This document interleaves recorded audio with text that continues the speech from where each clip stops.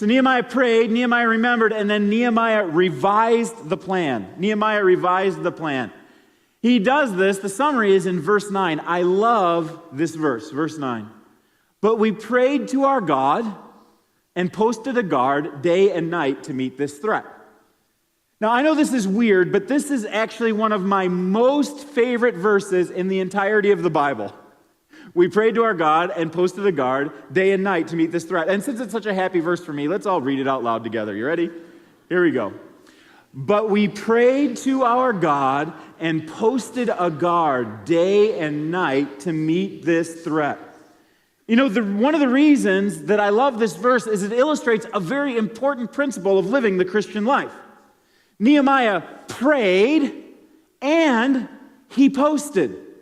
Nehemiah came in utter dependence on God and said, God, this whole deal is up to you, and I'm banking on you to make good on it. He was utterly dependent on God. And at the same time, he was strategic in deciding, so what are we going to do next? He prayed and he acted. And I think there are some people who make the mistake in life of saying, I'm so super spiritual that all I'm going to do is pray about this issue and then just be apathetic about it from this point forward. This is not a formula for optimal change in the world, because in prayer, God births actions that he wants us to do. People also make the mistake of saying, I'm only going to be strategic and making decisions about life and sorting through issues and figuring things out and acting on my own, but I'm leaving God in the back seat of the car. Both of these are equal mistakes, and the Christian life is lived in a place where you say, I prayed to my God and I posted a guard. I did both of those things together. Now, notice that there's a new piece in the strategy here, and that is posting a guard. Up to this point, Nehemiah was just building the wall. 100% of the effort is going towards the wall. But because there's a threat, Nehemiah needs to revise his plans. Now, this action, this posting a guard, is not the demonstration of a lack of faith on Nehemiah's part. Action isn't based on a lack of faith. Action is actually faith that's moving forward. God says, trust me in this, and you continue to move forward in doing what God told you to do. Nehemiah did his part and trusted God for the rest. This is what it says. From that day on, half of my men did the work, while the other half were equipped with spears, shields, bows, and armor. The officers posted themselves behind all the people of Judah who were building the wall. Those who carried materials did their work with one hand and held a weapon in the other. And each of the builders wore his sword at his side as he worked. But the man who sounded the trumpet stayed with me. You got to get this picture of the people. The revised plan is not that you're spending all of your time building with a trowel in your hand, but it's a trowel in one hand and a sword in the other hand. There's a revision in the plan that Nehemiah makes. Why? Because he's got to address new issues as they come up. I want to let you know that the revision of a plan is a normal part of leadership. Sometimes people think if you have to create revisions to the strategy, then the vision must have not been right in the first place. Friends, I'm telling you, do not confuse your plans with God's vision.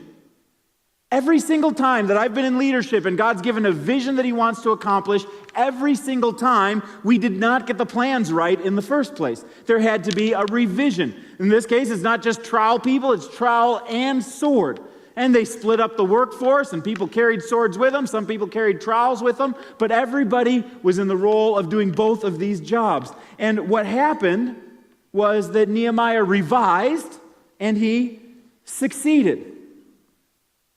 Here's what it says. Sanballat must have been counting on a surprise attack, and as soon as the people of Jerusalem weren't surprised anymore, he gave up on his plans. It says, when our enemies heard that we were aware of their plot and that God had frustrated it, we all returned to the wall, each one to his own work. Sanballat and Tobiah never attacked.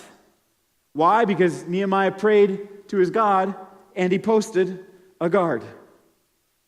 It's important to do this. Nehemiah depended on the power of community to accomplish the goals that God led him to in prayer. Sometimes you need the power of community to overcome opposition. And I want to say something to the men for a moment here. You guys need community too. If you're not in community with other men, there will come a time in your life where you need this spiritual foundation, this set of relationships, because you will experience opposition in your wall building. And on December 7th, you can experience that in the Stepping Up event for men from all of our campuses. You can sign up in the lobby today. You can sign up online today. It'll be the very thing that will help you to pray and get into community and live your life on purpose. So gather together with other men around round tables at the Old Mill campus to step up, take control, and live your life with courage. See, if God has given you a holy discontent, if He's given you vision for the future, don't let the critics steal it from you. Begin with prayer, remember God, and revise the plan. God can do amazing things with His unlimited potential in this arena.